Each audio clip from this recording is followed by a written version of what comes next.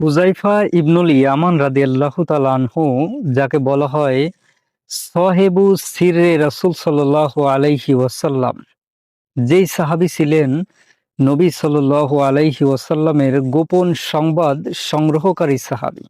তো সেই হুযায়ফা ইবনুল ইয়ামান রাদিয়াল্লাহু তাআলা আনহুর একটা প্রসিদ্ধ হাদিস রয়েছে, যেটি তিনি বলতেন যে আমি দেখতাম যে লোকেরা সবসময় আল্লাহ রাসূলের কাছে এসে ইসলামের ভালো জিনিস, ইসলামের খায়ের সম্পর্কে তিনি জানতে চাইতেন সকলে এসে। কিন্তু আমি হুযায়ফা সবসময় আল্লাহ রাসূল থেকে খারাপ জিনিসগুলো জানতে চাইতাম।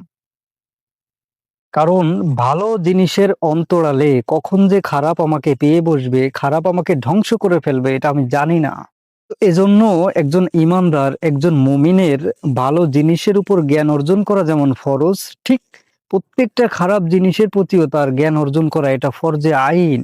কারণ শাইখুল ইসলাম ইমাম ইবনে তাইমিয়া রাহিমাহুল্লাহ একটা কথা বলতেন। তিনি বলতেন, একজন বড় আলেম বড় শিরিককারী হতে পারে, একজন বড় আলেম বড় বেদাতকারী হতে পারে, একজন বড় আলেম বড় কাফের হতে পারে।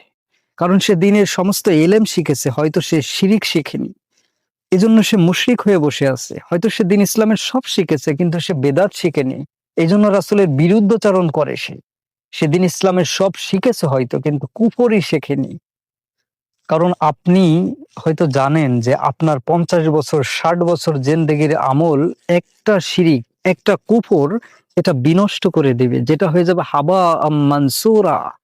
যে আল্লাহ রাব্বুল আলামিন বলেন যে কিয়ামতের দিন আমি তাদের আমলের দিকে অগ্রসর হব, তো ফাজআলনাহু হাবা মানসুরা, তো সমস্ত আমলগুলো দেখবো যে ধূলিকণার মতো বাতাসে উড়ে চলে গিয়েছে। এই জন্যই বলা হয় যে আখলিস দীনাকা ইয়াকফিকাল আমলুল কলিল, যে আমলটা যদি কলিল হয়, আমলটা যদি সামান্য হয়, তবে সেটা যদি খালেস ভাবে হয়, সহি শুদ্ধ তাওহীদের ভিত্তিতে হয়, তাহলে এটাই আপনাকে জান্নাতের দরজা পর্যন্ত পৌঁছে দিবে।